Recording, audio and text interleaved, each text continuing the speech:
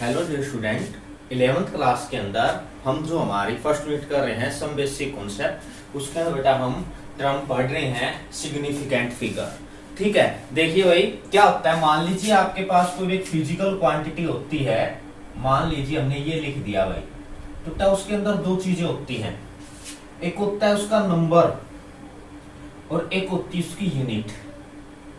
ठीक है भाई, एक क्या होता है उसका नंबर, एक क्या होती है उसकी यूनिट। जैसे मान लीजिए आप किसी शॉपकीपर के पास जाते हो, ठीक है, तो आप उसको क्या कहते हो कि भाई मान लीजिए आपको शुगर चाहिए, आपको चीनी लेके आना, तो आप क्या बोलोगे जाके कि भाई मुझे है ना 1 किलो चीनी चाहिए या मुझे 500 ग्राम चीनी चाहिए। ठीक है, तो इसका मतलब क्या है कि उसके साथ दो क्वांटिटी, एक हो जाएगा बेटा उसका नंबर और एक उसकी क्या हो जाएगी यूनिट।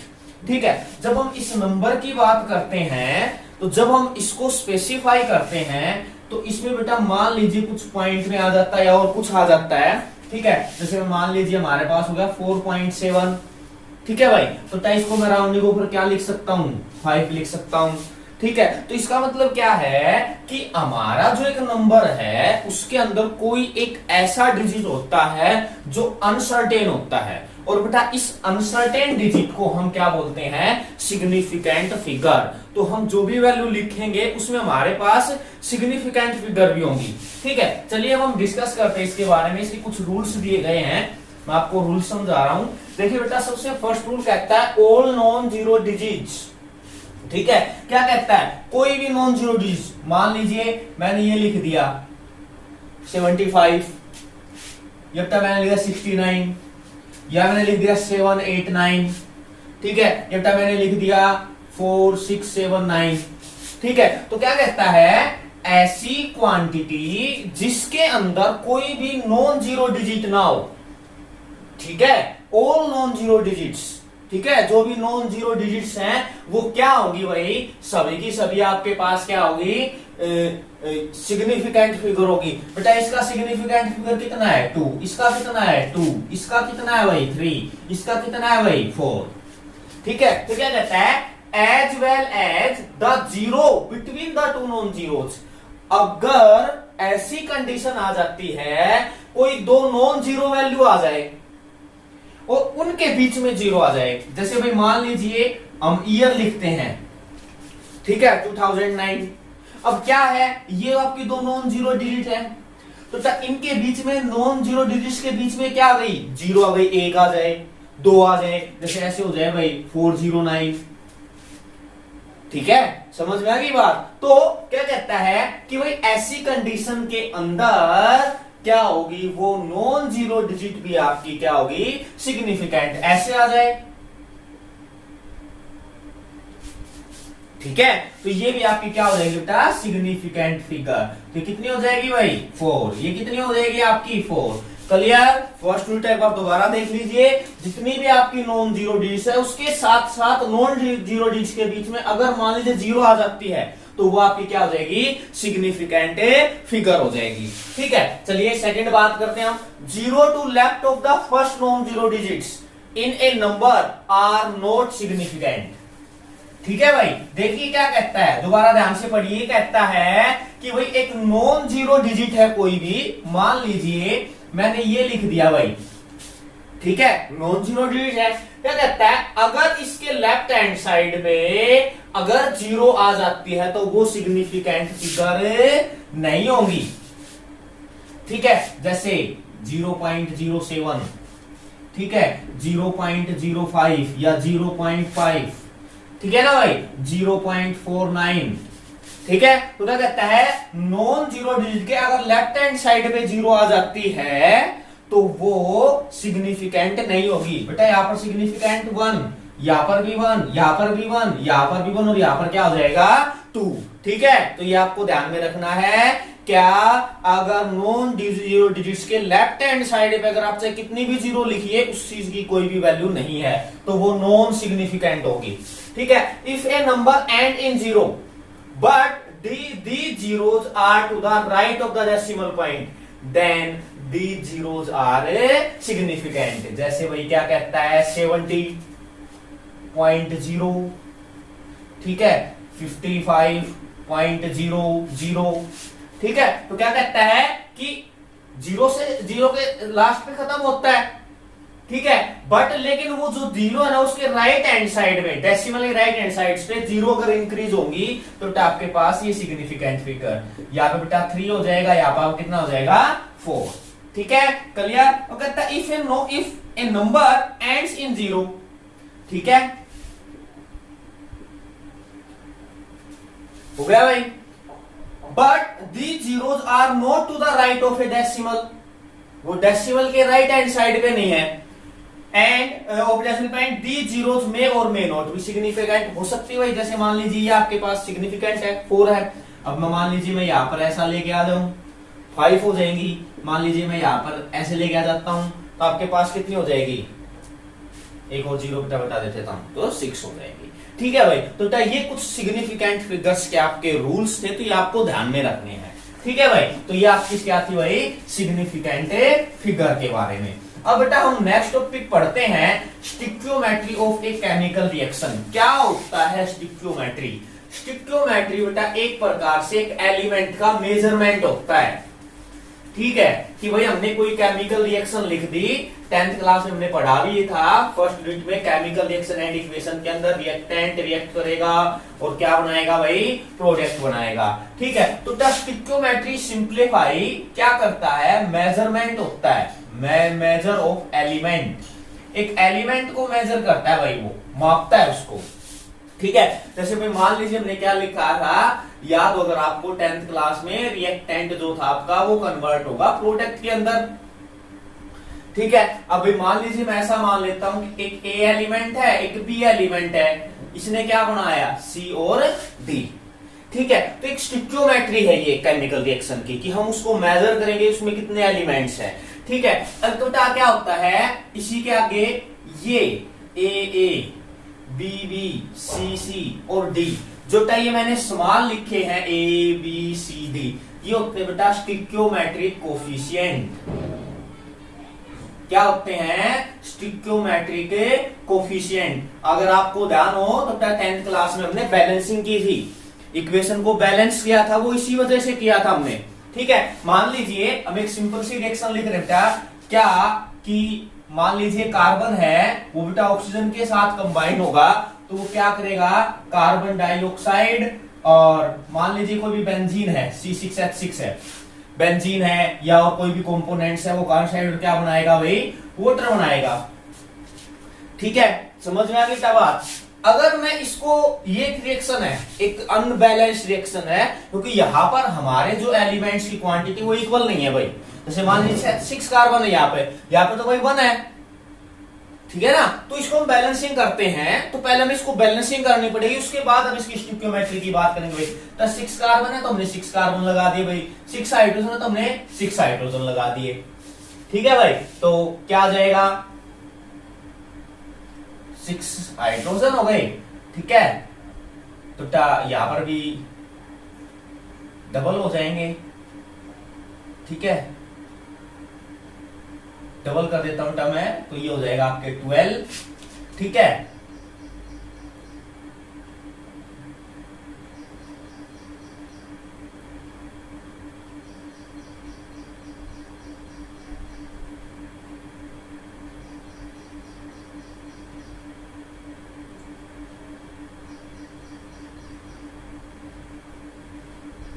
ठीक है, ये आपकी बैलेंसिंग इक्वेशन हो जाएगी। ठीक है, तो अब देखिए मैं इसको क्या लिखता हूं, ए प्लस बी बी और सी डी और डी। इसका मतलब है यहाँ पर ए क्या है 2, यहाँ पर बी क्या है 15, यहाँ पर स्मॉल सी क्या है 12, यहाँ पर स्मॉल डी क्या है 6। ठीक है, तो ये इसके क्या हुए, स्टिक्योमेट्रिक कोफिशिएंट हुए। चलिए हम एक सिंपल सा एग्जांपल लेते हैं आपके एनसीईआरटी बुक के अंदर से।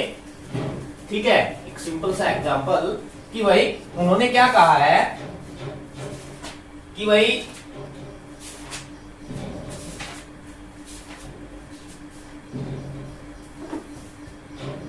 हाँ, ये कहता है कि अगर आप मीथेन को कंबस करते हो तो आपके पास वाटर प्रोड्यूस होता है। चलिए आसान सा एग्जांपल ले लेते हैं बेटा, मीथेन तो आपको पता होना चाहिए CH4, इसका बेटा आप कंबसन करोगे तो O2 बनेगा और ये बनाएगा आपको कार्बन डाइऑक्साइड और वाटर।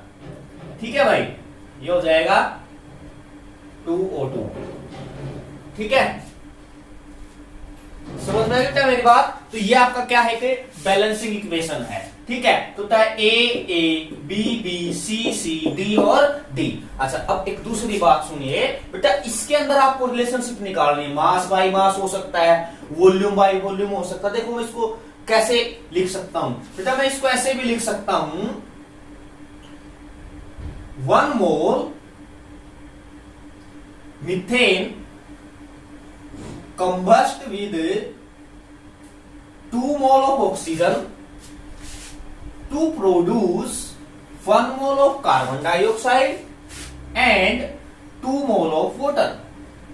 ठीक है, मोल के टर्म के बेस में आप इसको मोल में ऐसे लिख सकते हैं भाई, जो जो स्टिक्योमेट्रिक कोएफिशिएंट है उतना उसका आप क्या बना दीजिए, मोल बना दीजिए। यहाँ पर 1 है तो 1 मोल, 2 है तो 2 मोल, 1 है तो भाई 1 मोल, 2 है तो 2 मोल। ठीक है, क्या कि भाई 1 मोल मीथेन कंबस्ट होगा 2 मोल ऑक्सीजन के साथ, वो प्रोड्यूस करेगा 1 mole carbon dioxide and 2 mole of water.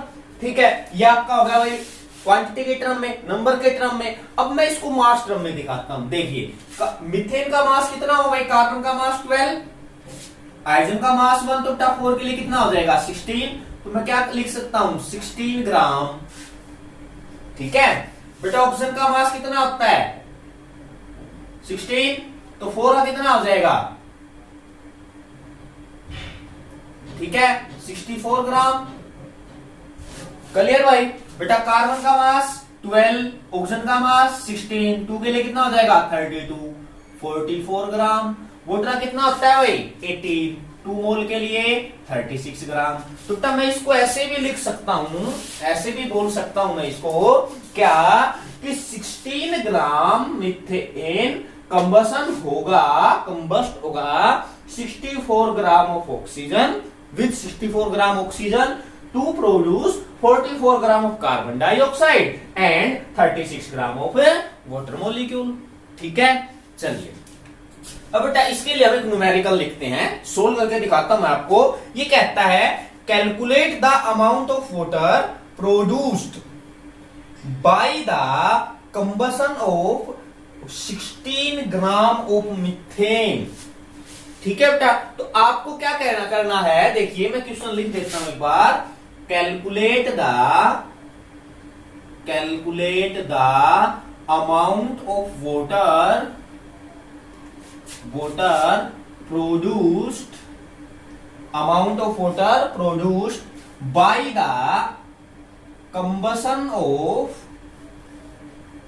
the combustion of 16 gram of methane.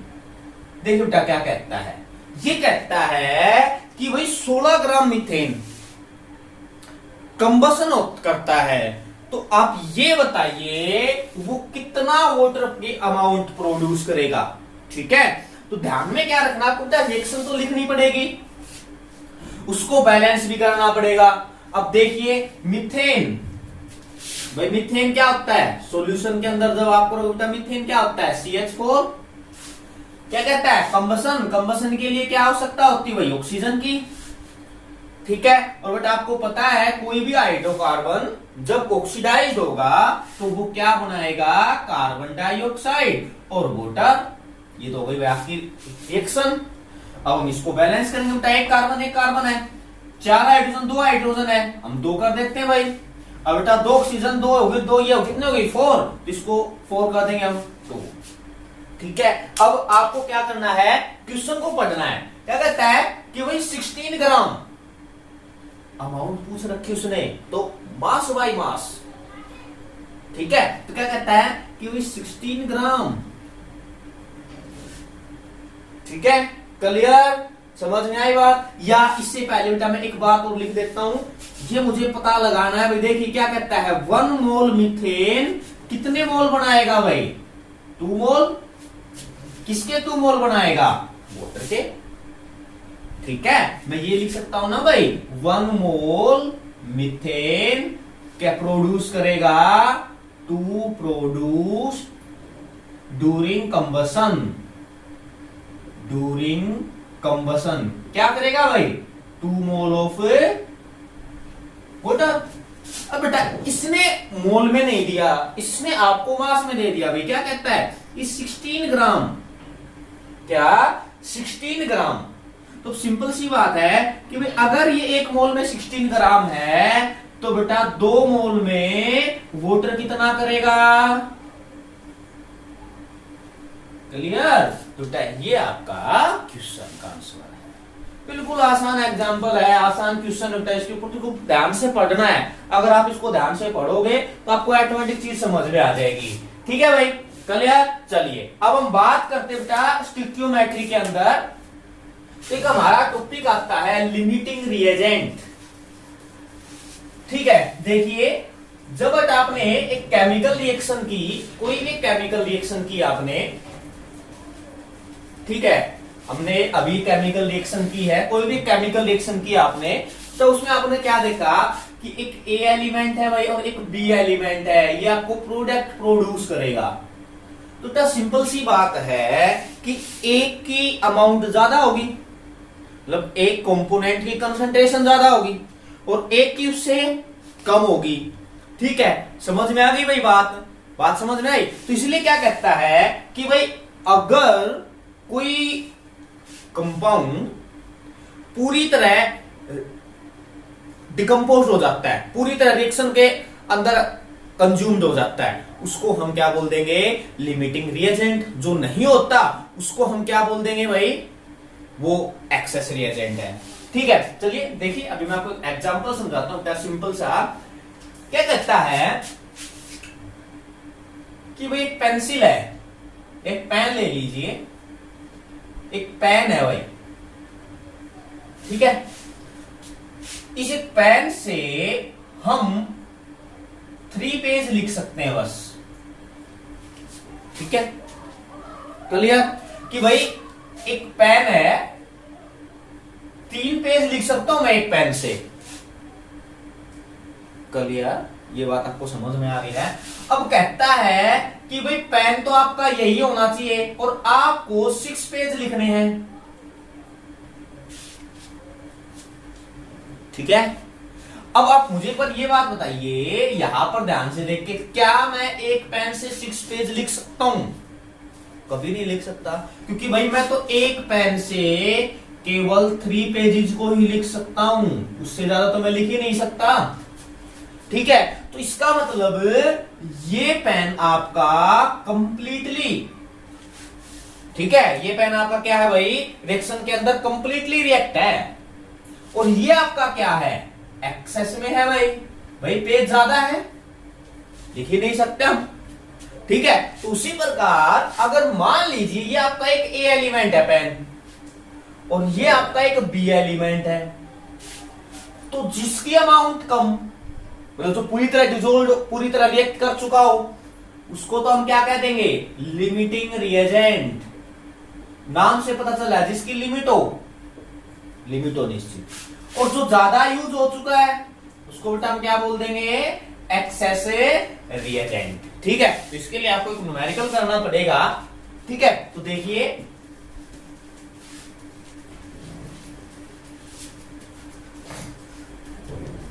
तो न्यूमेरिकल निकालने से पहले एक बात ध्यान में रखनी है आपको, जब भी आपको यूनिट में न्यूमेरिकल निकालना पड़ेगा तो उसी तरह मास दे रखा होगा या वॉल्यूम दे रखा होगा, तो उससे पहले आपको उस एलिमेंट के नंबर ऑफ मोल निकालने पड़ेंगे।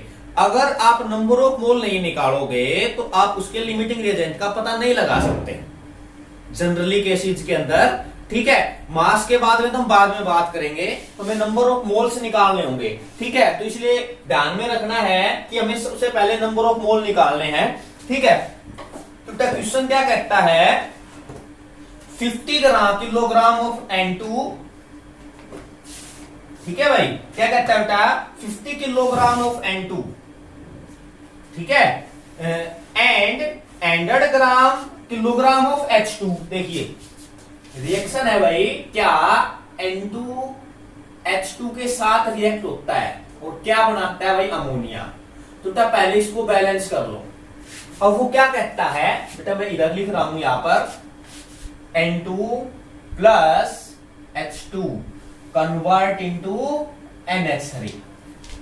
ठीक है भाई, तो मैं यहां पर लिख रहा हूं इसको क्या, nitrogen plus hydrogen convert into 2NH3। अब देखिए वो ये कहता है कि 50 किलोग्राम, ठीक है, 50 किलोग्राम नाइट्रोजन, 10 किलोग्राम वाटर के साथ मिक्स होके क्या बनाते हैं भाई, अमोनिया को प्रोड्यूस करते हैं। Calculate the ammonia form. आपको दो चीजें निकालनी है। फर्स्ट तो आपको ये बताना है भाई लिमिटिंग रिएजेंट क्या है इसके अंदर, लिमिटिंग रिएजेंट। और सेकंड क्या कहता है, अमाउंट ऑफ NH3 फॉर्म्ड। ठीक है भाई, क्या करना है आपको, उसकी अमाउंट आपको फॉर्म करनी है।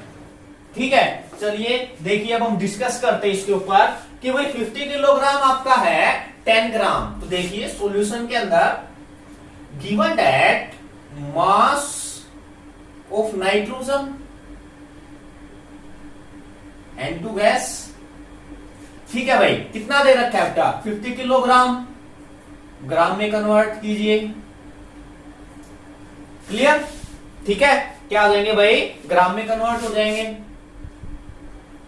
मोलर मास ऑफ नाइट्रोजन, भाई एक नाइट्रोजन का मास कितना होता है 14। अब आपके पास तो N2 है, कितना हो जाएगा भाई 28 ग्राम। फिर भाई mass of the hydrogen gas, बताइए कितना दे रखा है 10 किलोग्राम भाई, तो 1000 ग्राम आ जाएंगे। ठीक है, मोलर मास बोलिए कितना है, आपको पता है H2, ठीक है ना भाई, H2 है आपके पास, हाइड्रोजन है, ठीक है ना, क्या दे रखा है आपको, हाइड्रोजन दे रखा है भाई। ठीक है, तो आपको हाइड्रोजन का मास निकालना, हाइड्रोजन दे रखा है भाई, तो क्या हो जाएगा, हाइड्रोजन का मास 1, तो इसका हो जाएगा 2 या 2.06 ग्राम, 1.008 होता है। ठीक है, तो ये हो जाएगा भाई। अब क्या करना, आपको नंबर ऑफ मोल्स निकालने, चलिए मैं निकालता हूं। Number of moles of N2, बोलिए क्या फार्मूला होता है, mass in gram divided by molar mass. तो mass in gram 5000 divided by 28। ठीक है भाई, number of mole of H2 बोलिए 1000 डिवाइड बाय मोलर मास 2.016। ठीक है, तो मैंने डिवाइड कर रखा है इसको, तो बेटा इसकी वैल्यू आ जाती है 1.785 इंटू 7। ठीक है, ये आ जाएगी भाई 4.9603। ठीक है भाई, तो ये क्या आ जाती है, आपकी वैल्यू आ जाती है किसकी, नंबर ऑफ मोल्स की। भाई इसके मोल्स ये हैं, इसके मोल्स ये हैं। चलिए अब हमें क्या करना होगा, हम हमारा फर्स्ट पढ़ते हैं लिमिटिंग रिएजेंट, क्योंकि वे दोनों में से एक लिमिटिंग रिएजेंट होगा। ठीक है, या तो नाइट्रोजन होगा या हाइड्रोजन होगा। चलिए हम ये बात मान लेते हैं कि 3 mole of hydrogen react with nitrogen, कितना भाई 1 मोल, तो बेटा 1 मोल कितना करेगा 1/3। ठीक है ना, 1/3 मोल कितना है आपके 49603 इंटू क्या आ जाएगा भाई 4960.3। ठीक है बेटा, तो इसको आप डिवाइड कर दीजिए, आ जाएगा 1653.4 मोल। अब देखिए बेटा आप यहां पर ध्यान से, क्या कि नाइट्रोजन के इतने मोल कंज्यूम्ड हुए हैं, लेकिन यहां पर तो आपके पास ज्यादा है। ठीक है ना भाई, समझ में आई था मेरी बात। तो नाइट्रोजन के तो आपके पास मोल तो इतने हैं, लेकिन कंज्यूम कितने हुए। ठीक है, इसका मतलब नाइट्रोजन जो है वो आपका एक्सेस रिएजेंट है। तो लिमिटिंग रिएजेंट कौन हुआ भाई, तो आपका जो लिमिटिंग रिएजेंट है वो है भाई हाइड्रोजन। वो क्या है, हाइड्रोजन है। ठीक है, चलिए अब हम सेकंड पार्ट पढ़ते हैं, अमाउंट ऑफ NH3 फॉर्म्ड। तो लिमिटिंग रिएजेंट बनाएगा, तो लिमिटिंग रिएजेंट क्या है, 3 mole of H2 produced NH3 बताइए भाई कितना बनाता है 2 मोल। 1 मोल कितना बनाएगा ये भाई 2/3 हो जाएगा।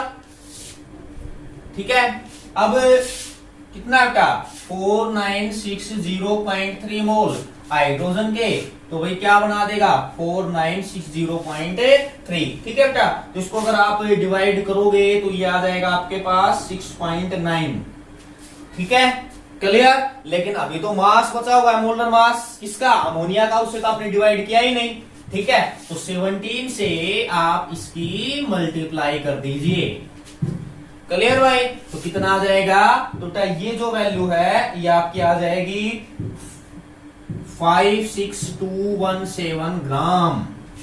ठीक है, तो इस प्रकार से आप लिमिटिंग रिएजेंट के बेस के ऊपर न्यूमेरिकल सोल्व कर सकते हो। तो ये आपकी फर्स्ट यूनिट जो आज कंप्लीट हो चुकी है। ठीक है, इसके अंदर से आपको उसके न्यूमेरिकल्स एनसीईआरटी क्वेश्चन सोल्व करने हैं। जो हमारी second unit structure of atom, उसको हम नेक्स्ट क्लास के अंदर डिस्कस करेंगे।